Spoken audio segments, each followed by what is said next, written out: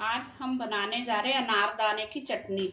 ये चटनी बहुत ही अच्छी होती है और सेहत के लिए भी, और ठंडी होती है, गर्मियों में ये जरूर खाएं। इसके लिए हमने लिया है 2 टेबलस्पून अनारदाना। इसको हमने भून लिया है। थोड़ा सा भूनने के बाद ये अच्छे से पीस जाता है। और पुदीने की फ्रेश पत्तियां थोड़ी सी, 2 हरी मिर्च, हरा धनिया, 1 प्याज। प्याज आपकी मर्जी है, जरूरी नहीं है डालना। और 1 चम्मच जीरा साबुत, काला नमक थोड़ा सा और सफेद नमक थोड़ा सा, और 1 टेबलस्पून चीनी।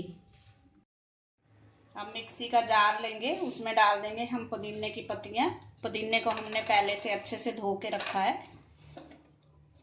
और धनिए को भी इसमें डाल देंगे, थोड़ा सा काट लें, इसको 2 टुकड़े कर लें। इसको भी हमने धो के रखा था।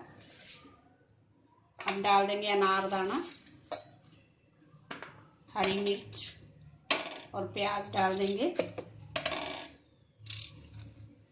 और साथ में डाल देंगे साबुत जीरा जो हमने लिया था 1 चम्मच, काला नमक और सफेद नमक और चीनी।